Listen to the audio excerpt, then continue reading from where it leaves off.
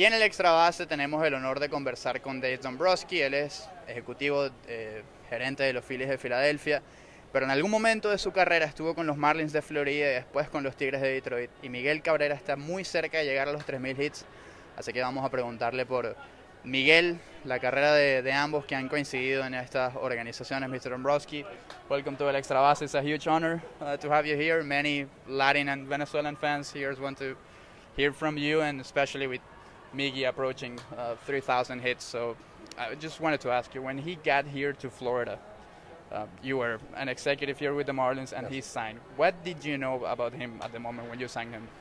Well, I was a general manager of the Marlins at that point, and our individuals that were in charge of Latin America, which was Al Avila, which was our assistant general manager. Well, he was actually at that point, before assistant general manager, he was actually in charge of Latin American operations for us.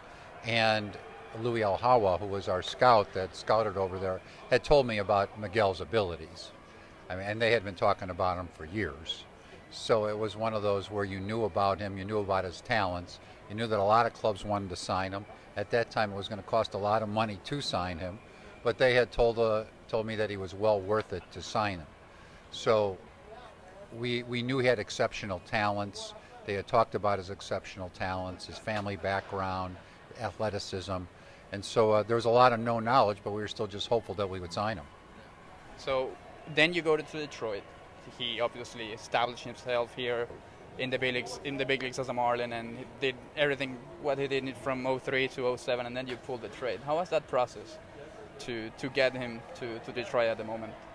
Well, we are very fortunate, and I think really what had taken place is the Marlins had let the baseball world know that they were going to trade him because they didn't think they could sign him. I think they had attempted to sign him and it didn't work out. So they were in a position where they were going to trade him. We were in a position where I think everybody in baseball would love to have Miguel Cabrera at that point. But I know ourselves, we were pretty much at our financial limits at the time in which it became known. And our owner basically said to me, Mike Ilitch, who was owned the Detroit Tigers at that point, asked me, did you have interest? He called me one night and said, do you have interest in Miguel Cabrera? I said, well, we'd love to have Miguel Cabrera, Mr. I, but we're at our financial limits and budget-wise. He said, well, don't worry about that. Let's see if we could get him. And I remember it was a time in which it looked like after we had called the Marlins at that point that he was going to be traded already to Anaheim, I think was the club. And so they said, well, we'll keep it in mind in case something doesn't work out. And something happened that fell apart with the Angels, and when we got to the winter meetings on that Sunday, they called us and said, would you still have interest in Miguel Cabrera? And we said, yes, for sure we would.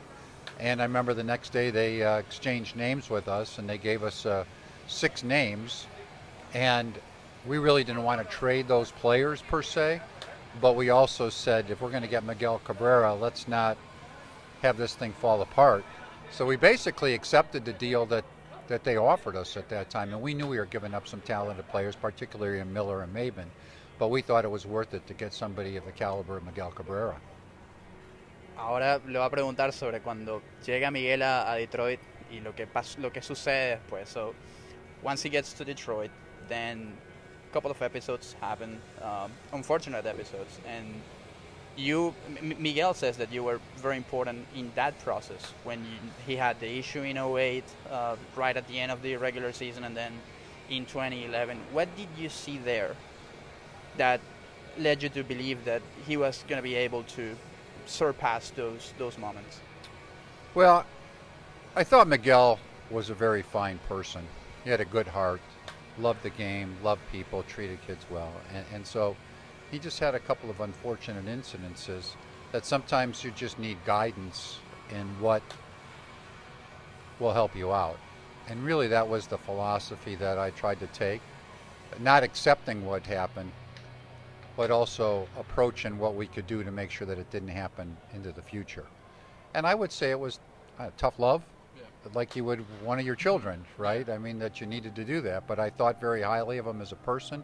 I mean, the ability as a player spoke for itself, but I really thought he had a good heart and he was a good person, and just he needed a little help and a little guidance, and thought it was important to provide that to him.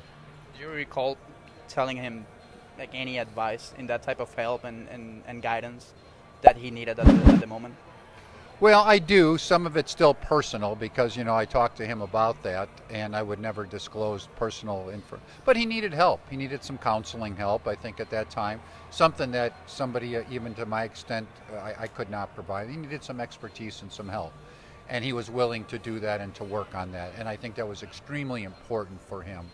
And so people that were experts in that area provided the help and service, and he worked at it. That's one thing with Miguel. He worked hard at it. He wanted to get it right.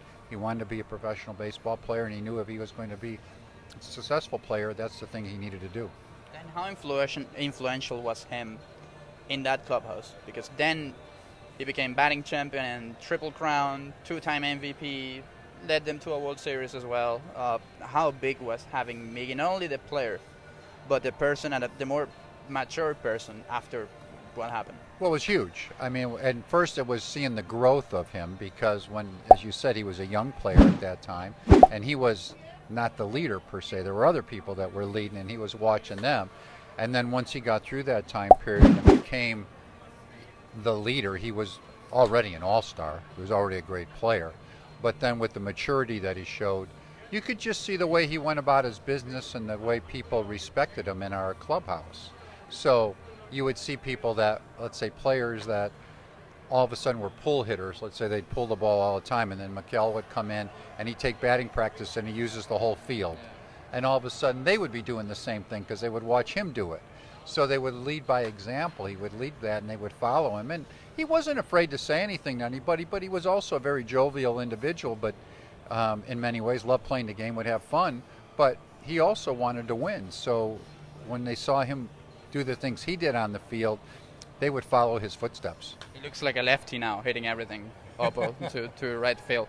So now he's 6 hits away at the moment when we're recording this to 3,000. How proud are you when you see what he's accomplishing? Last year, 500, now 3,000, and 6 years from now, maybe Cooperstown. Well, as proud as you can be as an individual, because again, the talent speaks for itself. But what he did as a person to help himself, to see that growth in the game, I couldn't be happier for any individual. He deserves everything. The talent has been great from the very beginning, but to see the growth that he's taken to become the individual he has, I couldn't be prouder than anybody. Thank you so much, Mr. Dombrowski. I really appreciate it. Thank you. Thanks for having me.